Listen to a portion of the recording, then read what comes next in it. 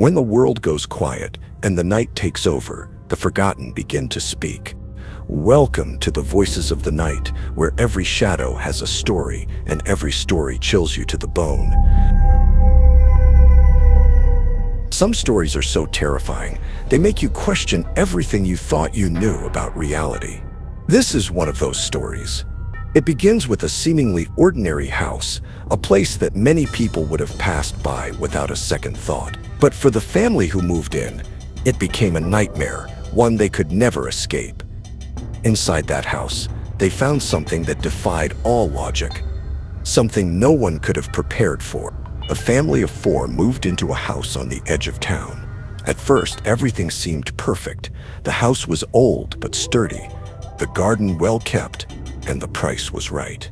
It was the kind of house people could only dream of finding, spacious, quiet, and private. But soon after they moved in, they began to hear noises, strange noises.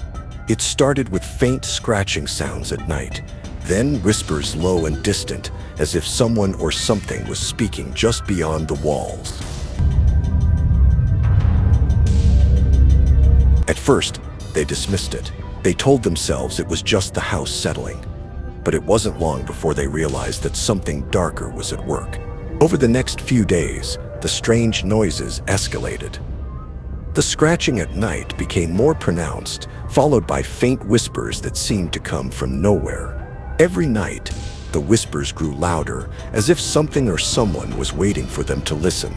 The family tried to ignore it, telling themselves that they were just being paranoid. But then came the first real sign that something was wrong. One night, the parents were in bed when their son woke them. He was standing in the hallway, eyes wide, staring at something in the corner of the room. When they asked him what was wrong, he simply muttered, "They're here." His words were chilling, but the worst part was his gaze, the way he stared, as if something was there, just beyond their sight. The whispers grew stronger, and at times, they could almost make out words. One night, the mother followed the sound of the whispers up the stairs and into the attic. When she opened the door, the whispers stopped. The room was empty, but the air was thick with an eerie presence. She quickly shut the door and hurried back downstairs. But from that night forward, nothing felt right in the house. As the days passed, the events grew more unsettling. The family started hearing footsteps in the hallways, soft and slow, but no one would be there when they checked. The children began having vivid nightmares of a tall, pale figure standing in the corner of their rooms, watching them with hollow, empty eyes. No one could explain it. They tried to convince themselves it was just a bad dream, but the tension in the house grew unbearable. One night, the father woke to the sound of footsteps outside his bedroom door. He opened it to find the hallway completely empty, but then he heard it again. A whisper, close to his ear. When he turned to look, he saw something he would never forget. In the corner of the room stood a tall figure, pale and unmoving. The figure had no face, only empty darkness where its features should have been. The father rushed to turn on the lights, but when he did, the figure was gone. His heart raced, his body drenched in cold sweat. That night, he knew they were not alone. The next day, the father went to the local library to search for answers. He combed through old records and newspaper clippings, hoping to find something that would explain what was happening in the house. That's when he found it, an old article about the previous owners of the house. They had vanished without a trace. The story was buried deep in the archives, but it was there. No one knew what had happened to them. But after their disappearance, the house had stood empty for years. The more the father looked into it, the more he discovered that every family who had ever lived in the house had suffered the same fate. Strange occurrences, terrifying visions, and eventually they too had disappeared. The house was cursed. The family was living in a place where the boundaries between life and death no longer existed, and they were trapped, desperate to leave. The family tried to pack their things and flee, but something in the house would not let them go.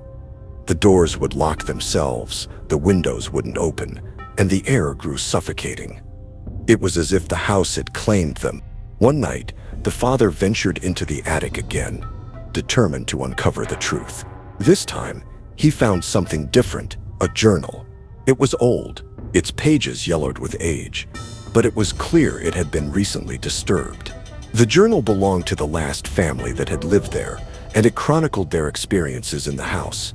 Everything from the strange noises to the terrifying visions of the man in the corner of the room. The father felt a cold hand on his shoulder as he read the last line. When he turned around, no one was there. After reading the journal, the father felt a deep sense of dread. He knew that whatever was in that house had been waiting for them, watching them since the moment they moved in. But it was too late. The house had already claimed them. The next morning, the house was completely silent. The family was gone. No signs of struggle, no trace of where they went. The house, once filled with whispers and footsteps, was now eerily still. And then, just like that, it was empty once more. The house stood there, waiting for the next family to move in, to become part of its dark history, and those who entered would never leave. Next time, we'll dive into a terrifying tale of a haunted forest, where travelers never return, and what they leave behind is more chilling than anything you can imagine. Do you think the house really trapped them? Or is there something more sinister at play here?